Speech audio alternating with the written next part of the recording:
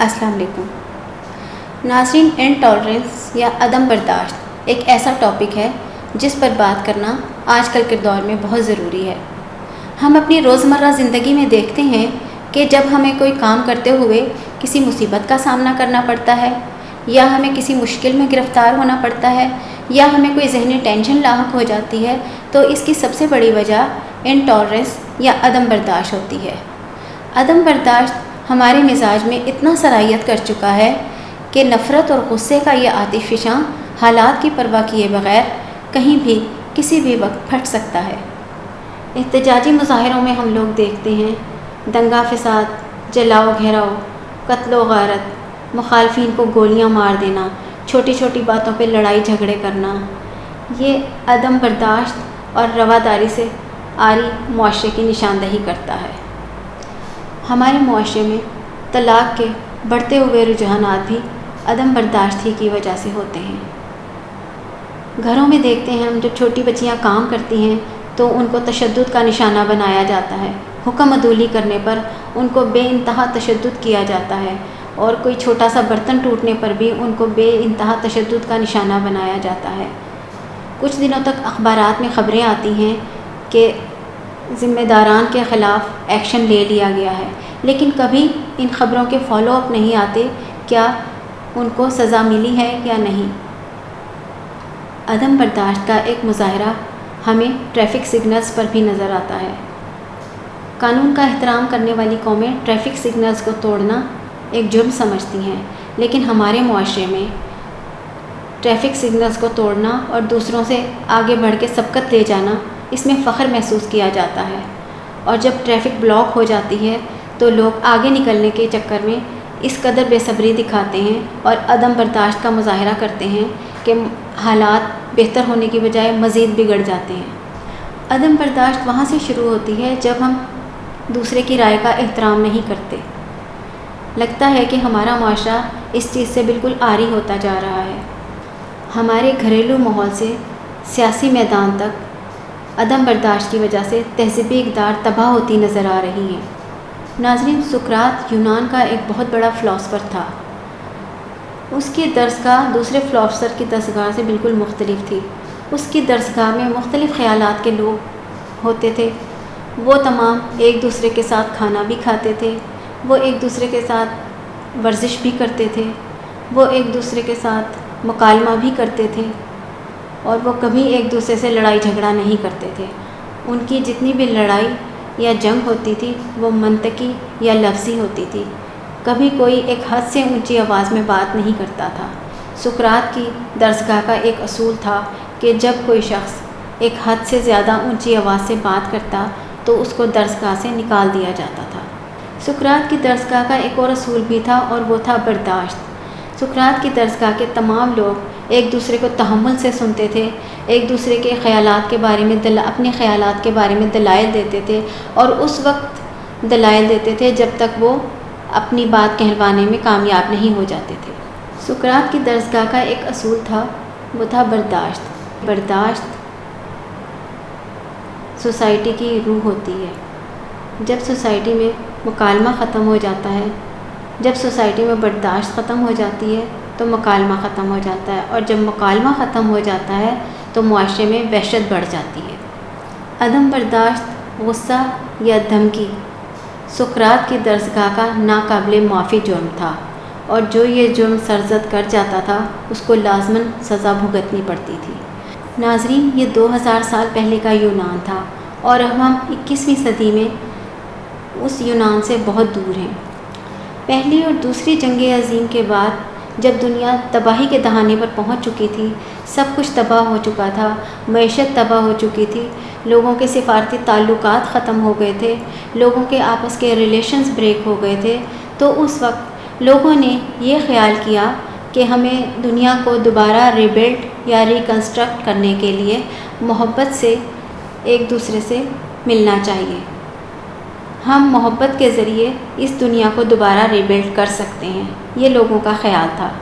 لیکن اس دور میں برطانیہ کا ایک short story writer M Forster, انہوں نے اس بات سے اختلاف کیا۔ انہوں نے کہا کہ جو لوگ ایک دوسرے سے دور دراز علاقوں میں رہتے ہیں، یا جو لوگ اس جنگ میں ایک دوسرے کے دشمن تھے، وہ ایک دوسرے سے محبت کس طرح کر سکتے ہیں؟ محبت کے ذریعے اس دنیا کو ریبلڈ یا ریکنسٹرکٹ نہیں کیا جا سکتا، کیونکہ محبت ایک سلو پروسیس ہے۔ وہ قریب رہنے والے لوگوں سے تو ہو سکتی ہے، ایک کنٹری میں رہنے والے لوگ آپس میں ایک دوسرے سے محبت کر سکتے ہیں، لیکن دور دراز علاقوں میں رہنے والے یا ایسٹرن کنٹری میں رہنے والے ویسٹرن کنٹری کے لوگوں سے محبت نہیں کر سکتے۔ اسی طرح برطانیہ کے لوگ جرمنی کے لوگوں سے محبت نہیں کر سکتے، کیونکہ سیکنڈ ورلڈ وار میں جو جرمنی تھا وہ برطانیہ کا ہاسٹائل تھا، اس کا مخالف تھا، تو وہ ان سے کس طرح محبت کر سکتے ہیں؟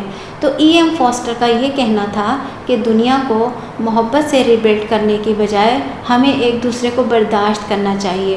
برداشت کے ذریعے ہم اس دنیا کو دوبارہ رہنے کے قابل بنا سکتے ہیں، کیونکہ جو تباہی جو ہوئی ہے وہ میکرو لیول پر ہوئی ہے، اور محبت جو ہے وہ مائکرو لیول پہ کام کرے گی۔ تو اس طرح جب ہم ایک دوسرے کو برداشت کرتے رہیں گے تو خود بخود دوستی قائم ہو جائے گی، اور جب ایک دفعہ دوستی کے بعد محبت قائم ہو جاتی ہے تو یہ دنیا پیسفل ہو جاتی ہے، رہنے کے قابل ہو جاتی ہے۔ اس لیے ہمیں برداشت کے ذریعے اس دنیا میں پیس اور امن قائم کرنے کی ضرورت ہے۔ بینگ اے مسلم، میں یہاں پہ ایک مثال دوں گی۔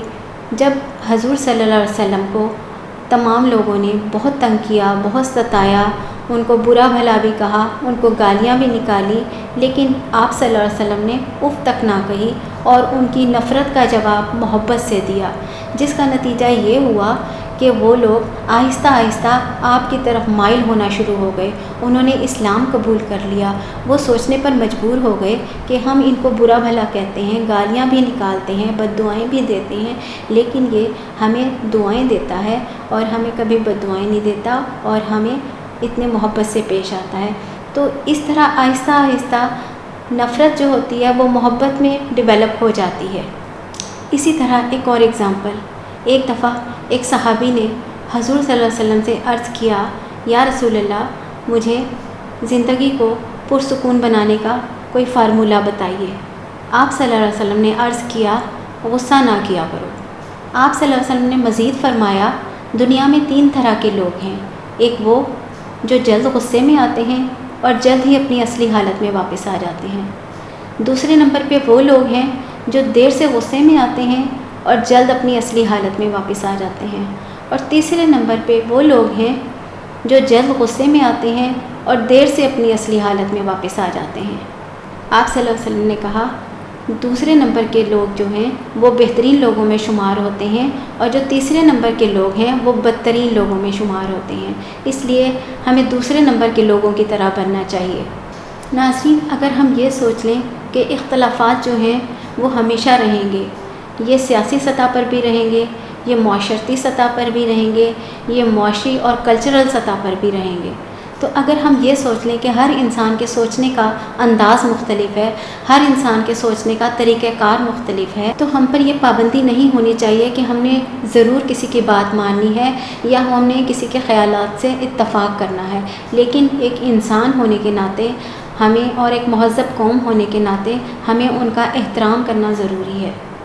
ہم اپنے گھروں میں، دفتروں میں، سڑکوں پر اپنے ساتھ کام کرنے والے کولیگز کو دیکھتے ہیں، تو اگر ہمیں ان کے ناموں سے یا ان کی جسامت سے یا ان کی شکلوں سے کوئی فرق نظر آتا ہے تو ہمیں تعصب کی اینک نہیں لگانی چاہیے، ہمیں انہیں پری جج نہیں کرنا چاہیے، بلکہ ہم پہلے دیکھ تو لیں کہ وہ کس طرح کا کام کرتے ہیں، پھر اس کے بعد ہمیں نتائج اخذ کرنے کی ضرورت ہے۔ ناظرین، دنیا میں لیڈر ہوں، سیاستدان ہوں، چیف ایگزیکٹو ہوں یا حکمران ہوں یا عام لوگ ہوں، ان سب کی خوبصورتی قوت برداشت میں ہے۔ تمام قومیں وہی ترقی کرتی ہیں جن میں برداشت کا مادہ زیادہ ہو جاتا ہے۔ کوئی شارٹ ٹیمپرڈ یا غصیلا شخص کبھی بھی ترقی نہیں کر سکا۔ عدم برداشت سے ہونے والے ایکشن کا ری ایکشن اس وقت پتہ چلتا ہے جب پانی سر سے گزر چکا ہوتا ہے۔ میں نے اپنے جیلوں کے وزٹ کے دوران بہت سے ایسے نوجوانوں سے ملاقات کی اور ان کے تجربات سے جو میں نے اخذ کیا ہے کہ انسان جرم کر کے بہت پچھتاتا ہے، وہاں پہ اس طرح کے نوجوان تھے جو اپنی کسی نہ کسی غصے یا عدم برداشت کی وجہ سے ایسا جرم کر بیٹھے تھے جس کی سزا سوائے سلاخوں کے پیچھے اور کچھ نہیں۔ ناظرین، جب ایک انسان دوسرے انسان کو مار دیتا ہے غصے میں آ کر یا عدم برداشت کی وجہ سے قتل کر دیتا ہے یا مار دیتا ہے تو اس کو کیا ملتا ہے؟ اس کو وقتی تسکین تو ملتی ہوگی، لیکن زندگی میں رسوائی، معاشرے میں رسوائی، ذہنی اذیت، ضمیر کی ملامت اور آخرت کا عذاب، یہ تمام چیزیں اس انسان کو کبھی بھی دنیا میں چین سے رہنے نہیں دیتی جو کسی کو قتل کر دیتا ہے یا مار دیتا ہے۔ اس لیے ہمیں اپنے غصے اور برداشت پر قابو رکھنے کی ضرورت ہے۔ ہم سب کو بہتر انسانوں اور بہتر معاشرے کے لیے ایک صحت مندانہ کردار ادا کرنے کی ضرورت ہے، ورنہ عدم برداشت کا یہ بڑھتا ہوا طوفان ہم سب کو لے ڈوبے گا اور ہمارا معاشرہ اور ہمارا ملک تباہ ہو جائے گا۔ ناظرین، برداشت جو ہے ایک بہت بڑی اینٹی بائیوٹک ہے اور سب سے بڑی ملٹی وٹامن بھی برداشت ہی ہے۔ کئی دفعہ انسان ایک گالی سن کر خاموش ہو جائے تو وہ بہت ساری گالیاں سننے سے بچ جاتا ہے۔ عدم برداشت کا سب سے بڑا ریفلیکشن ہمیں سوشل میڈیا پر نظر آتا ہے۔ جب ہماری کسی کے ساتھ مخالفت ہوتی ہے اور وہ ہمارے سامنے نہیں ہوتا تو ہم پیٹھ پیچھے فوراً گالی دینے پر اتر آتے ہیں اور اخلاق سے گری ہوئی گفتگو کرنا شروع کر دیتے ہیں۔ عدم برداشت کا ایک اور مظاہرہ ہمیں اپنی اسمبلیوں اور ٹی وی کے ٹاک شوز میں نظر آتا ہے۔ اسمبلیوں کے ممبران ایک بہت بڑی کمیونٹی سے ووٹ لے کر جب اسمبلیوں میں پہنچتے ہیں اور وہاں پر اصل ایشوز پر بات کرنے کی بجائے ہنگامہ آرائی، گالی گلوچ اور اخلاق سے گری ہوئی گفتگو کرتے ہیں تو اس کا عوام پر کتنا برا اثر پڑتا ہے۔ عدم برداشت کا ایک اور مظاہرہ ہمیں ٹی وی پر ٹاک شوز میں نظر آتا ہے، جب مخالفین ایک دوسرے کی بات کاٹ کر شور شرابہ کر رہے ہوتے ہیں، کسی ایک کی بات بھی سمجھ نہیں آتی، سب لوگ مل کر بول رہے ہوتے ہیں، حالانکہ ان کو اپنی بات سمجھانے کے لیے اپنی باری پر بولنا چاہیے۔ ناظرین، ہم سب کو ایک تحریک کے ذریعے برداشت کو اپنی شخصیت کا حصہ بنانے کے لیے کام کرنا ہوگا۔